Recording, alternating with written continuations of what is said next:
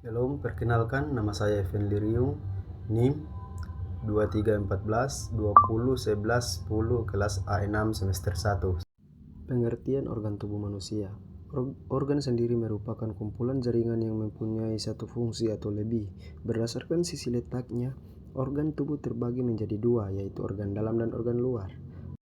Organ dalam tubuh terdiri dari jantung, ginjal, lambung, dan usus, sedangkan organ luar tubuh adalah hidung dan kulit. Berikut cara organ-organ ini bekerja bersama dalam sistem pencernaan manusia. 1. Mulut. Mulut adalah awal dari saluran pencernaan.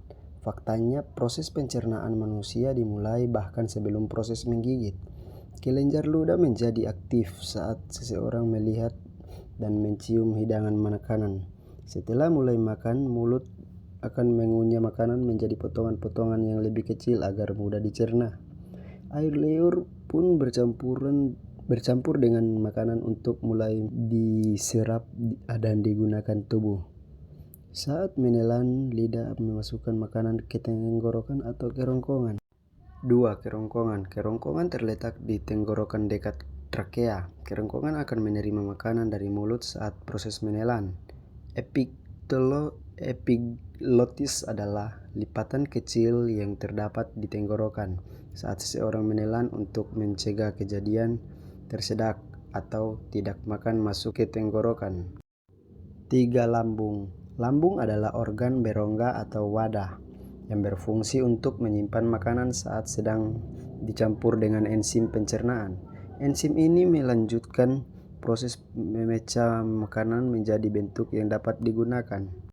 Sel-sel di dalam lapisan lambung akan mengeluarkan asam kuat dan enzim kuat yang bertanggung jawab untuk proses pemecahan makanan.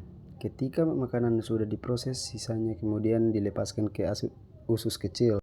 4. Usus halus. Usus halus adalah tabung berotot sepanjang 22 kaki atau sekitar 8,25 meter yang berfungsi memecah makanan menggunakan enzim yang dilepaskan oleh pankreas dan empedu dari hati. Pada usus halus terdiri atas usus 12 jari, usus kosong, dan usus penyerapan.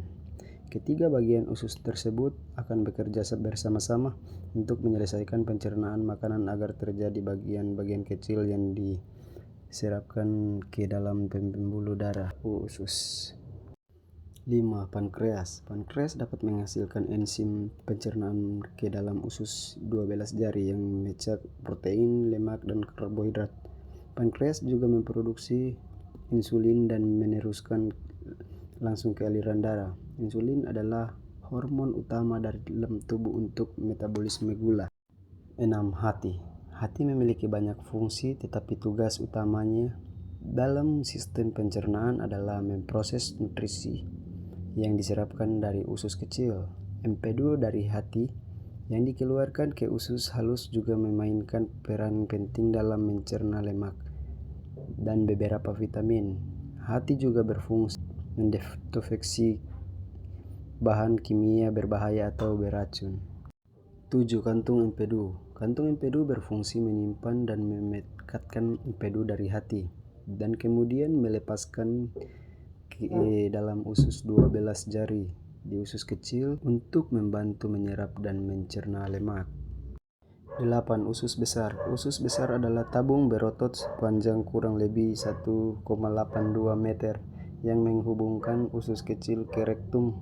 Usus besar antara lain terdiri dari cecum, colon ascens atau kanan, colon transversum melintasi, colon descendens atau kiri, dan colon sigmoid yang berhubung ke rektum. Usus ini bertanggung jawab untuk memproses limbah yang tersisa dari proses pencernaan.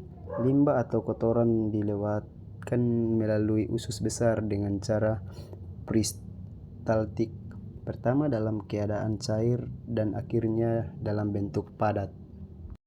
9. Rektum. Rektum adalah ruang lurus 8 inci yang menghubungkan usus besar ke anus.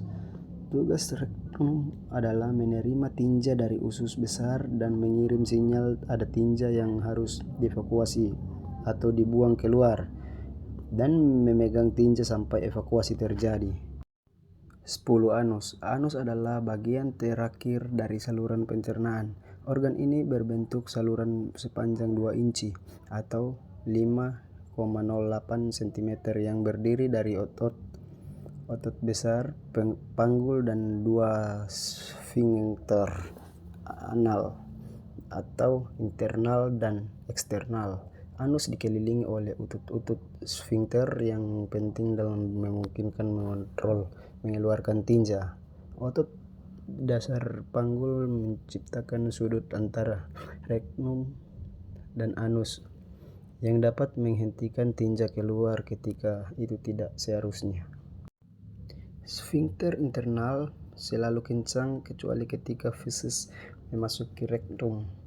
Hal ini berfungsi agar seseorang bisa mencegah BAB tanpa disadari ketika tidur atau tidak menyadari kehadiran feses. Sekian pembahasan dari saya. Maaf jika ada kesalahan.